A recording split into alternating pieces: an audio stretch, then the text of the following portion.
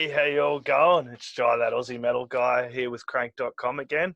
And today I'm having a chat with the extremely talented guitarist Dave Ben Lee from the Sydney hard rock band Accidental President, who recently released their debut self-titled album. I believe it was on Wednesday, the 1st of July. Dave, cheers for joining me, mate.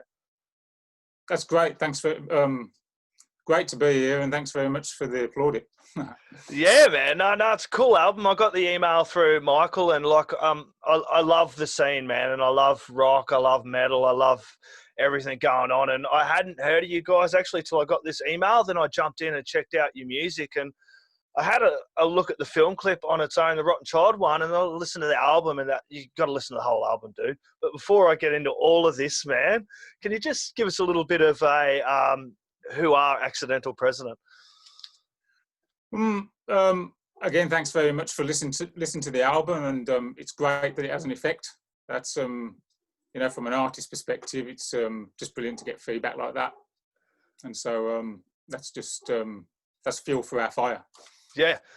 Accidental President, or sort of sorry. You go, mate. Sorry, yeah, Accidental President. We're in a nutshell. We're a three-piece hard rock outfit, female fronted. And then the whole genre thing that comes up, we genre specific is difficult, so we call ourselves sort of an alt rock band with metal and gothic influences. Yeah, it's got an amazing sound, and I highly recommend people checking it out and cranking the whole album, dude. Can you tell me a little bit about how the band? Yeah, definitely turn it up, dude. And you got to digest the whole album. But can you tell me first, how did the band kind of start, dude? Because I was reading there, you've had a few lineup changes and a few life events kind of kicked your ass a little bit, and then you've been plugging away a little bit, and fast forward to 2020, the album come out. So can you tell us a little bit about the formation of the band and that process? Yeah, it's been a long haul, and it's one of those sort of things that sometimes you have to really sort of question what you're doing. Sometimes bands can really sort of flow, and everything can just be really smooth, and everybody not necessarily people getting along, but yeah, everybody's sort of working on the same thing, and they just happen. Other times, trying to get bands together can be a real sort of fight. Yep. Just for a manner of reasons, whether it's sort of what other people, you get on board because you like the idea of being in a band, but then there's the classic musical differences, I guess, and then different people have different things come into their lives that sort of affect things, and different people then have different outlooks. And, over time it can take its toll, and I guess that's why bands sort of split up and, some bands stick together. Now, we then, in a nutshell, we sort of started about 5 years ago and got together sort of a set of musicians over about a year, and then got into writing. And then we really wanted to take that rehearsal and live first, so that we were going to be sort of a polished act before we started to do any sort of recording. Yep. And that all went well, but I think then we sort of we got to a period where we launched an EP, and we've been together for a while, and then for whatever reason, sort of different outlooks on what people wanted to do with their lives, and family situations, it ended up being that it sort of fell away, and pretty soon I sort of found myself sort of last man standing. Yep. But it had been sort of formatively my idea in the first place anyway. I'd sort of got together initially with a singer. Yep. And the songs were written, and it was one of those sort of things that I still sort of had the vision for what we wanted to do. And I felt that it was just a real, it wasn't the thing just to sort of leave it and move on. Yeah. So from there on, it had really sort of set the bar about where we were with musicians anyway, because we were a pretty polished act at that point. Yeah. And it set the bar that I really went out to find a singer that could sort of really sort of fit the bill. You listening to the album, you'll appreciate how well we did with finding Beth, and really we couldn't have just gone and just got sort of. There's lots of good singers out there, but it needs I really needed a character and an individual. Yep. And she's got a powerful voice. yeah, powerful voice and really creative and really sort of a whole presence about her. Yep. So, you know, Beth was just a great find about just sort of whether you're on the same page and whether you're really sort of looking to do the same things. And so really with Beth, we really sort of knitted. And then we went forward we've had then a couple of cycles through drummers. Just as we sort of kept forward, we're then going forward about working on the songs. We sort of moved some songs along and then got some other songs in that sort of perhaps better suited Beth and what we wanted to do. We sort of, with what happened, it helped us sort of change a bit of the direction, a bit of the energy about how we wanted to be. And then obviously Beth brought so much as well and her own ideas. Yeah.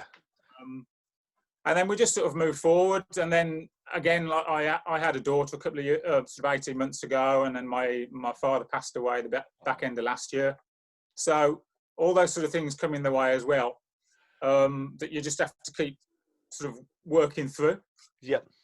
And so that's why it's probably from something that we sort of started quite a while ago. That's why it's sort of satisfying to get to this point, but why it's perhaps taking such a long time. Yeah, but that kind of makes the album more meaningful when you get this album out. It's stuff you've been working on for so long, and you go through these lineup changes. And I understand, because I've heard a lot of people saying this. It's hard to get, for one, the right people that you're going to connect with musically as well, that you can bounce ideas off, and then distance as well can also play a part. Being here in Australia, it's like everyone's so far apart, and then you work so hard on this album, and then to have the joy of your child and then the loss of your father as well, it definitely impacts you as an artist, and probably come through a fair bit with your music in this album as well. Would have been a very cathartic process to go in there and lay these tracks down. Yeah, I mean, ultimately, for me, and I guess for a lot of musicians, like, music's your emotional outlet. Yep. Some people are fantastic as authors and lyricists. You know, I do a bit of sort of lyric writing. Beth is a great lyricist, but for me, primarily, music is my sort of, you know, the notes are my sort of outlet. Yeah, and so from an emotional perspective, it's very cathartic, and music for me can sort of say, I don't know, what's 1,000 words. A note can say 1,000 words. How's that? Yeah, exactly. So speaking of this, man, I wouldn't mind diving into this a little bit about your music. Where did you love, and where do you remember that your first love of music back being a young fella, when you first listened to this first musician, whoever it may be? You'll let us know. But when was that point that you're like, wow, this is what I want to do, man? I sort of got introduced to music really young, because my mum was a piano teacher. And so there was always music in the house, you know, right from probably before you're even aware of things, there's music. And actually I'm doing the same with my daughter now. There's just music, and now she just loves music. She comes in the room and grabs the speakers and brings them up to me, and she wants the music put on. So she's getting a good rock education at an early age. And we had all sorts of stuff in the house. But I think the first, you know, right across the board, probably the first thing that really captured my imagination was seeing Dave Murray on stage with Iron Maiden. Yep. Don't know what it was about Dave Murray, but he's a dude. Yeah. And he has such a great tone. And I saw that, and it was sort of magical to me, that was. And I played a bit of piano, a bit of violin, and then my cousin had a guitar that he was getting rid of. And suddenly, to get this sort of guitar, and then to have been getting into rock music, in sort of probably only about 12 or 13, and the two sort of came together, and I probably haven't put the guitar down since, really. Yeah, so that would have been, you took up piano because of mum, I suppose, wanting you to take up piano, and then violin, I suppose, come along as well. So that when guitar came along and it was actually an instrument that you're like, wow, this is something I can get behind. What, was mum okay with all this? And she was like, cool, this is the instrument we should have got him into. Yeah, I guess it's I get with a lot of things, it's a journey, isn't it? Yeah, definitely. My mum just wanted us to have music, Yeah. And so I'm sort of eternally grateful to her for that. But at the same time, I understand that when you're a kid and you're really not into something, it can be quite difficult. So, you know, I played the piano, and from a perspective of sort of getting immersed into music and then learning learning the notes and learning to read a bit of music and playing a few tunes, it got you sort of involved. But I guess in all sort of things, in all sorts of facets of life, you have to find something that you really love. Yeah. So when I then got to the guitar, I went to because I didn't really like the piano. Then I was at school and they offered sort of like somebody came around sort of to teach a bit of violin. I was like, I'll give that a go. Yeah. And I sort of did. I quite enjoyed that. And actually, I then sort of played in some sort of youth orchestras. Yep. Oh, cool, man. And that was, that was really good again, because you suddenly find yourself in and amongst people of all. It wasn't just youth orchestras, actually. I remember playing in a couple. You know, you've got people of all ages, and you know, you've got the brass sections, the woodwinds, and all this. And it's just a great experience being amongst all that and seeing people that can really play and all these wonderful sounds that come from all these different instruments. But again, it was something that didn't really set me on fire. The guitar did. And then my mum was like, well, if you love that, then music's music. Yeah. But the one stickler that she said, that, and again, it's thankful to her, because you then sort of get the guitar, I'm just going to play the guitar. But she was like, if you're going to play something, you're going to learn to play it properly. Yeah. So she then sort of paid up for a couple of years of lessons early on, just to sort of really get me going. And I think it's important with any instrument. You really need, you can find your way with things, but if you want to progress with anything, it's good to get a bit of sort of tutoring and learn a bit of good technique and some good ways of doing things, so that you can then sort of push forward on your, you know, you don't eternally need lessons necessarily, but it helps you sort of push on and find your own way. Yeah, well, it seems like it's helped your guitar playing, man. It's extremely, extremely talented, dude. I was just blown away by your skills, man, your guitar skills, man. So how did that evolve, you being a young fella, you're playing guitar, and it would have been unreal to have that technical side as well, and your mum being able to help you out with everything like that as at home and kind of feed that fire of love of music in the home. But how did that evolve into a band? Do you remember what your first band was and what kind of band you got into from there? And yeah, first band was just a school band. Yep. And it was a band called Total Harmonic Distortion, and that's because that's a term I think when you used to buy audio cassettes. Yeah. My dad had loads of audio cassettes lying around, and just look at those, and that used to be a little sort of specification. Yep. You used to look through and there was all specs, and that just sort of seemed like a really sort of, seemed quite cool at the time. So we ended up being called THD. Yeah. It was just a school band, and it was just fun. And then again, it was just I had a great mate who's unfortunately passed away young, but he was one of my mum's pupils on the piano. Yep. And he could sing, and he had a real personality about him.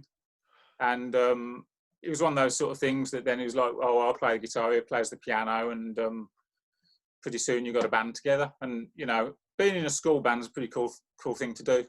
Yeah, I've talked to a few dudes that started at the school band and that, and it's always fun to hear the name of the band or what covers they were playing in the band or where they've gone from there, man. So also was reading you earned a fellowship from the London College for Music and Electric Guitar, dude. Can you tell us a little bit about that? Yeah, so that was something I sort of did more recently, where I really wanted to focus. You know, you sort of, like when I first started playing, with things like piano and violin and things like that, there's always been these sort of classical grades that you do. But, you know, as you played guitar, and then particularly rock guitar, you sort of think, oh, I don't want to be graded. It's, you know, it's about standing up there and looking cool. But over time, you know, you play and you sort of improve and you get better. And a few years back, I thought it'd be good to be able to sort of perhaps sort of quantify quantify my playing, let's say. Yeah. And over the years, there's I guess a couple of organisations have sort of got together and done that sort of thing, you know, because electric guitar and what have you has become such a sort of a popular contemporary instrument. Yeah. And yeah, so through an organisation called Registry Guitar Tutors, which is a worldwide organisation, they then do a whole sort of set of exams in conjunction with London College of Music. Yep. And then they do a diploma series, sort of 3 diplomas. You can do things like the conventional grades, which like you can do in Australia, sort of grades 1 through to 8. Yep. And then after that, you go on to do, I think it's an associate diploma, a licentiate, and then a fellowship diploma. And they're pretty hard work. They're pretty taxing, and it addresses all sorts of angles. You sort of really have to, you really start to learn your instrument sort of inside out, and live, breathe, and eat guitar from perspectives of being able to sight read or to be able to improvise. Ultimately, leading up to the fellowship, where you really have to sort of showcase yourself, being able to play some pieces that demonstrate that you've sort of. It's always difficult to say that you've mastered an instrument, because you never master. You always, if you're trying to get good on an instrument, you tend to always look at what you can't do, rather than what you can do. But as benchmarks, for example, I did sort of things like I picked a couple of John Petrucci pieces, a Dream Theatre piece, and trying to think what the one of his solo pieces. It'll come to me in a bit, and then a Steve Vai piece, For the Love of God. That was so that they were sort of benchmark pieces that when I first heard them, I was like, what on earth are those guys doing? Like when you first heard Steve Vai, you were like, what on earth is the man doing? It would have been good to get on that and to be judged by your peers as well. Like, oh man, it was so satisfying. Like to it's quite nerve-wracking actually, and it must to do that sort of fellowship and to pick the pieces, and it was like half a dozen pieces, and you sort of put yourself in for the exam, and you've got about a year to get them down, and you know, you've got to work out all the solos note for note, and then really make them your own. And, and you practice and you practice and you practice and you practice, and you sort of feel you got the metronome going, and you really, it's so amazing really to doing things like that, just to build your technique. And again, the more that you look at guys like the greats, like those guys, how they play, the better it makes you as an individual player anyway, because you start to sort of look at I think everybody comes at an instrument from a different angle. Yeah. You know, you tend to have your way of approaching things, and the more that you look at different styles, different techniques, different genres, it means you can then sort of come at things in a different way. Yeah. And it makes sort of music probably more interesting, and it makes it more interesting for everybody. It definitely does. So ultimately then to sit down and play, it was quite nerve-wracking actually, but to finish it at the end of the day and have a guy there who could really play, sort of say, yeah, you nailed that. You're like, oh, thanks for telling me, because it would have been nerve-wracking to have gone home and be wondering whether I'd passed. Do you have people there when you're playing that, or like when you're doing these pieces? Are you allowed to have family or friends? Yeah. I know it becomes really quite sort of a cold environment. So you're doing all this rock stuff, but then you go into a room, and with that instance, you was just playing to the backing tracks. Okay. And then there's a guy sort of sitting there playing. So you have to. It's one of those things that you slowly prepare yourself over time. And again, I'm used to sort of playing live a lot, and like when I did the first exam, I think it might have been the associate one. I went in, and the guy was always used to having people sort of sitting down, and I said, I'm going to stand up. And it was like, oh wow, is this the first exam I've ever had where somebody sort of stands up? But I sort of felt, well, you play the guitar to really ultimately to stand up and play on stage, and to be sort of sitting down and doing all this sort of stuff was suddenly felt a little bit sort of. So I always did my exams sort of standing up and playing as I was doing it on stage. Yeah, and your guitar players. I can't say this enough, dude. Like, your guitar playing's A1, dude. You can hear it, and I knew there'd be a story behind all of that, dude. So can I ask how that turned into working on this album? How did you work the songs, man? Did you work your guitar tracks first and then come at it with the vocals over it? How did you work these songs on the album? sort of musically, I tend to collect ideas. Yep. So I tend to, because, you know, you practice or you riff or you jam or you try your amps out and stuff and you play, I tend to just record and collect a lot of stuff. Okay. Sometimes then it leads on to things, and I end up then with sort of like a bundle of sort of fragmented ideas. And then when I'm sort of thinking about starting to do things for bands, I tend to then revisit those ideas and have a listen. And then that's sort of from a perspective that you listen to everything quite sort of cold, and you go, oh, and you don't even really sort of necessarily take it on sort of thinking, oh, that's my idea, that kind of thing. You know, I mean, it's just like you want to do something that sounds quite cool, or something that catches your ear. So I tend to then review and then sort of see whether I think that something really works or sounds worthwhile going forward with. Yep. And then things that, you know, once you've then got that idea, it tends to be, it's a mix. Sometimes things form really quickly. Other times, some songs can take almost years to write. For example, Hopes and Dreams on there probably is a song that took about sort of 5 years to write properly. Yeah. Just because there was so much development in what happened to it. Other songs don't normally take that long. And then you get the groove, you know, and so ultimately then you end up with an idea that you sort of demo. And I tend to sort of demo ideas just with a drum machine and a bit of bass, just so you can get it out to other band members so that they can get an idea. You know, back in the day, you used to sort of, before we had all this sort of digital stuff that made things easy, you'd have to go in and sort of say to the rest of the guys, you know, like at school, oh, I've got a song. Yeah. And then you've got this idea in your head. Yeah. You know, it's really good. It's a really good song. You've got this great idea, and then you sort of try and do something, and you're standing there like an idiot strumming something through, and nobody's got any idea what's going on in your head. So to be able to give a demo, at least that people get some idea of what you're doing. And then it allows people then to bring their own things. And so that's how we then sort of go forward. And then it allows me, I don't sort of, sometimes you've sort of got the riff in place and the kind of things that you want to do. But then I sort of find quite often then, once the songs sort of start to get body, you can start to sort of, you develop the song a bit more, and other lines may come out. And then I like to then sort of develop my parts. I think a lot of it then just sort of sits with me, and just randomly, depending on the songs we're working on, or either through a rehearsal process or through individual practice, or even sometimes when you come to record, you get that sort of real recording magic. Yeah. That something really works. And particularly when it comes to solos, you don't want to be putting down something that's average. Yeah. So I really try to then work those out.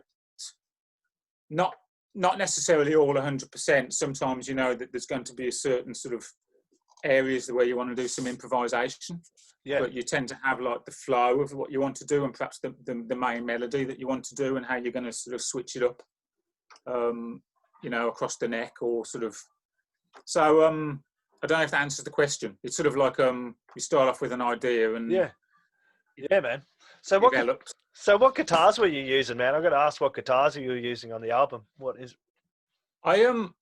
The main one that I use now, just because it's got so much bite, and it's just an amazing guitar, was Music Man did a John Petrucci signature model. I mean, they've done a few of them, but a couple of years ago they brought out a model called the Majesty. Yep.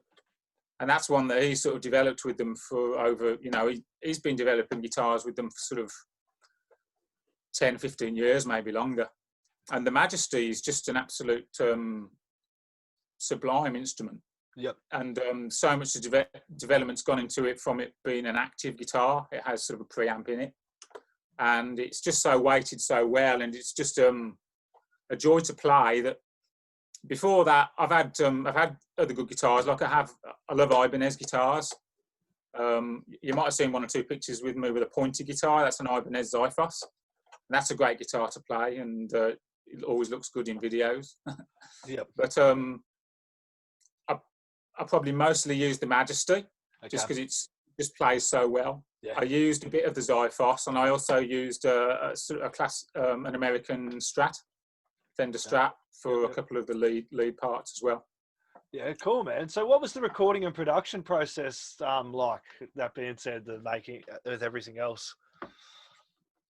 The key thing for me is lots of bands, I'm not saying there's a right or wrong, lots of bands I always hear they sort of go into studios and write albums in the studio. But I found when I've sort of done that in the past, I found that when you took the songs live, they sort of came to life. Yep. You know, they get an extra energy when they go live, and perhaps sometimes then because you work things through as well, the song, you sort of think, oh, that would have been really good to have been in the recording. So from a perspective of recording myself, I always like to do it where you've really sort of rehearsed them and done them live, so that when you come to record, everyone goes in the studio knowing what they're going to do because they know the parts. And so the recording process tends to be then quite, you know, quite sort of a nail it, go in and nail your parts because you know what you're doing. Yeah. So we tend to then sort of again lay out a rough guide for the song, you know, on a click track, and then drums come in, and then you know you just go from there. Once the drums are essential, obviously that's the classic with all rock. The drums have to be down there because then everybody plays to the drums. Yeah. And then really, you know, sort of get some bass down, get some guitars down, get some vocals down, then just start building. Yeah. On this album, you'll hear there's a lot of sort of soundscapes in there as well. Some of those are quite key. You know, for example, on things like 100 Days, like I didn't want this album just to be, I love metal and I love rock, I love all kinds of things, but I try to do something a little bit sort of, not saying other people don't either, but I always try to sort of have a bit of an original sound, or, you know, you draw sort of ideas from wherever, and you sort of think, you know, that sounds good with guitar, but maybe it needs something else. And so 100 Days is a good example that with the riff, I found a really sort of fat, it's almost analog synth sound that goes in with the heavy guitar riff that really gives it a punch and jumps out at you. So some of those sort of things, you just know you want something, and then you go looking for it. Yeah. And sometimes you don't. I like to leave space as well, you know, but sometimes too much space and things can drop. So that's where some of the sort of the soundscapes come in to try and sort of let things sort of flow. Yeah. While the guitars and the vocals come and go. Where did you record at? Oh no, you keep going. Yeah, no, and then you slowly built it then, and then you have to start mixing it, and that probably becomes the biggest nightmare. Yeah, dude, that's what I was going to ask. So who done all that, the mixing and the mastering of it all? Was it you or? Yeah, I did all that. Yeah, because I really like I came into some music years ago, having sort of like got into the guitar and everything at school. When I left school, I was just so into music, and I went and did a degree in electronic music. So I got a load of skills in that sort of area, and I've always just loved sound. And I don't know, you know, don't get me wrong, it'd be absolutely great if money was no object and you could get me into Air Studios and everybody, you know, and you listen to all these guys, and you could have all guys sort of fiddling about and doing all sorts of stuff. But as I'm not there yet, you can get a lot of tools yourself, and you can sort of tinker and play, and work your way forward. And I think when you've got a clear idea of what you want, sometimes it's just then best to sort of work it forward your own way, and because otherwise the risk is that you give it to somebody else and they don't quite come up with what you wanted. Yeah. So that's always tends to be the way I've sort of done it, because it means, again, you can go away and come back and go away and come back again, and there's less of a time limit. You know, you're not sort of paying somebody, and they're not on a sort of a schedule. And it comes back to what you were saying too. You know what style you want, and you've got all these years of technical musical knowledge behind you. It seems like, why not do it myself? I know what I'm doing. I've been doing it for this long, and as you said, you've got all the equipment there for it, man. So can I talk a little bit about the social, the message is coming across, because some of the songs, man, I watch it in a couple of the film clips, man, it's got some pretty funny social commentary in there. One of them's like with Donald Trump and Putin punching on and that, new boys playing in the boxing ring and that. And it's cool. It's really cool. Nice. Yeah. Glad you enjoyed it. We enjoyed filming it. Yeah, it would have been fun. It was so Beth's hot. In the ref outfit. Beth's in the ref's outfit, yeah, keeping cool. We were. It was such a hot day, and in this sort of the studio, it was a studio just up the road with a gym just up the road that they've got this sort of boxing rink in, and the sun was beating down, and it's right next to all these sort of full glazed, full windows, and you put those masks on, and man, sweat was absolutely pouring down. Yeah, I mean that was a bit of fun. Like that song 100, that was for the song 100 Days, and really that was inspired obviously from the presidency that we all know about. And there'd been a headline where they addressed, he'd been at that point, he'd been in office for 100 days. Yep. And again, like with all the stuff that we write, it's not. I don't think listeners want to be preached to about anything. No. And I certainly set out not to do that. But you got to write about something. Yeah. And whether it's a personal feeling about something in your life, or whether it's something that's happening in the world, or whether it's a film that you've seen, you sort of give your sort of angle on things. And that's what that song was about. And then the video just sort of summed up probably what's going on in the world. Really, it's a bit of a ding dong, isn't it? Yeah, man. It makes for a pretty easy convo, man, and topic, man. He makes it easy to fucking poke shit at him. In other words, is what I'm getting at. Can I talk about a little bit about your logo, man? The dude looking at me right there, he's cool, man. Who done your accidental president logo and your little mascot there? Yeah, I mean, that was the artwork was actually done by a guy he's down in Melbourne now, a guy called Dean Bowen. Okay. People should check out his artworks at Dean Bowen Art. Okay. When we first got going, like I've always loved bands and with good artwork, and as like I said to you about Iron Maiden, and when you see Iron Maiden live, and particularly when you're young, and there's Eddie's running all over the stage, and it's I've always just loved that side of rock, that sort of level of sort of the theatrics as well. I never forget the first time I saw Iron Maiden, and then Eddie comes on and lording it over them. And when we got this band together, said it'd just be good to have some really good artwork and a good sort of logo, and even our own icon. So we ended up with AP, who's our sort of who's pointing at you now. Yeah. And he's our, one day, hopefully, we're playing an arena, and he's 12 foot high, running around over us, waving his arms. Yeah, man. As you're saying, when you see Iron Maiden young, it just blows you away. When you see him old, it blows you away, dude. I seen Iron Maiden for the first time when I was an older bloke, man. Dude, I'd been a fan of Iron Maiden for years, so when I seen him, I was like, dude, and the Eddie, and then, man, everything about that blows you away, man. So I want to talk about support, man, because you're saying, for me, it's important to always bring up about supporting bands, albums, the scene. First I want to talk about supporting the band and where we can go to get this album. Where's the best place to support you guys besides hitting your like and your follow on Spotify, which is always great to check out a band on Spotify. But if you love them, check them out, go buy some merch and support them. Yeah, appreciate that. Yeah, I mean, the whole sort of thing about being the band is you want people to listen to it, really. You do it all.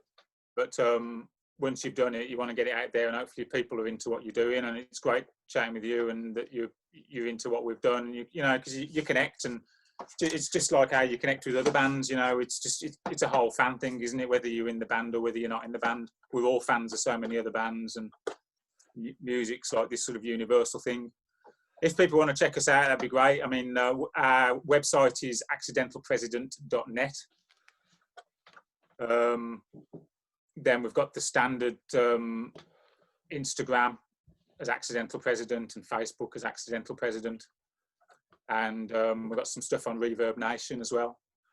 So as long as you go to those places and look under accidental president, there's plenty of pictures, and you can buy the album from our website, or the album's on, I think, all the standard things like iTunes and the digitals. Yeah, the digitals.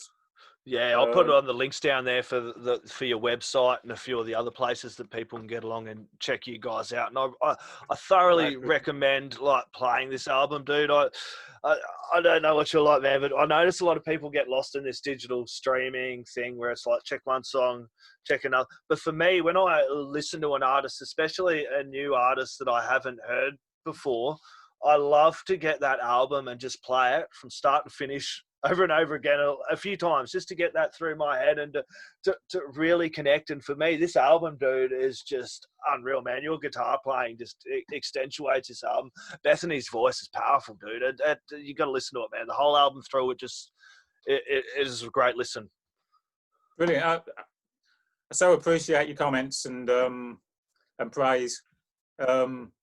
It's rewarding to sort of get responses like that, as I said, because we've all put so much sort of time and effort into it.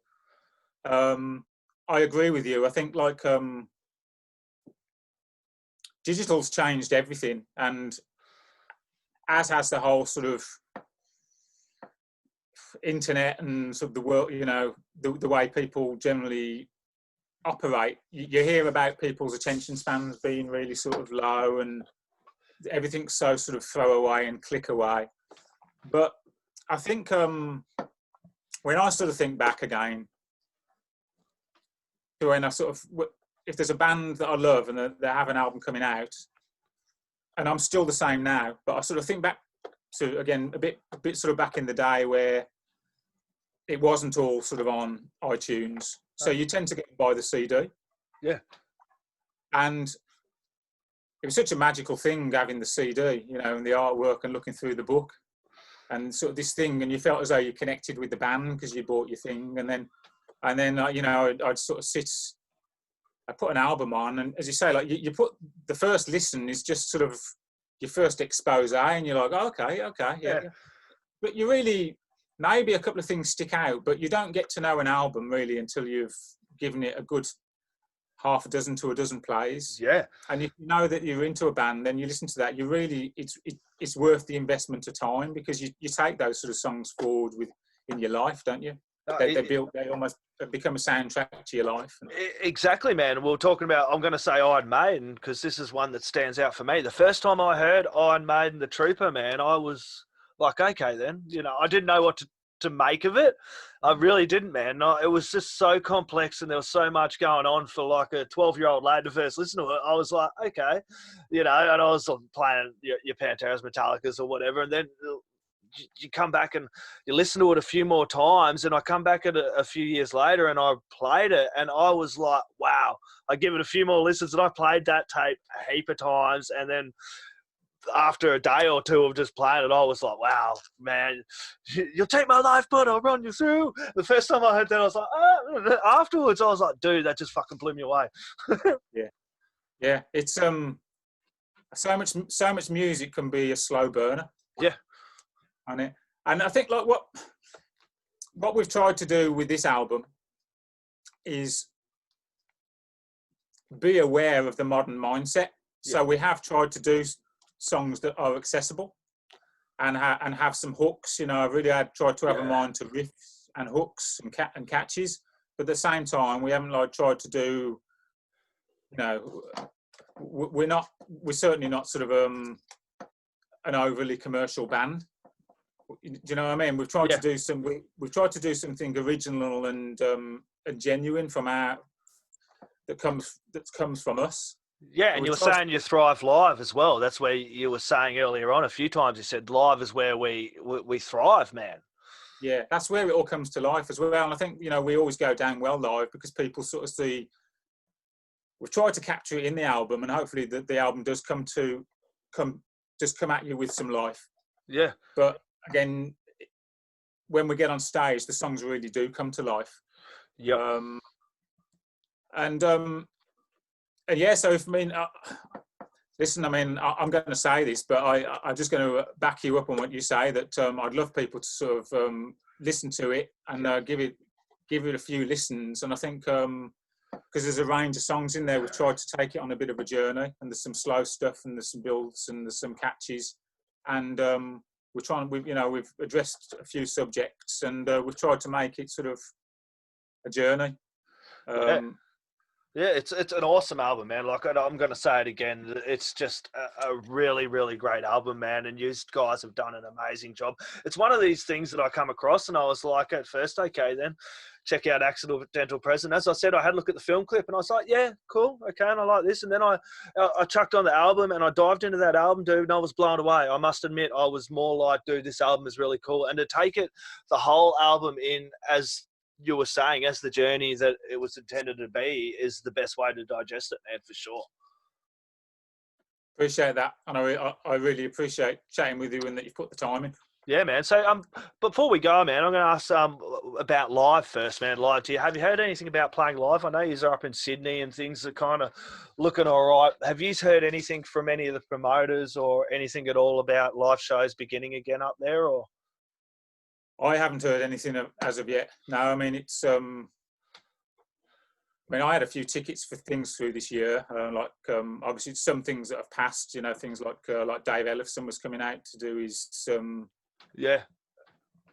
with Chris Poland, who was going to come out, and that came and went. And Disneyland After Dark were going to come out, and I think that's not certain whether that date's come and gone. Yep.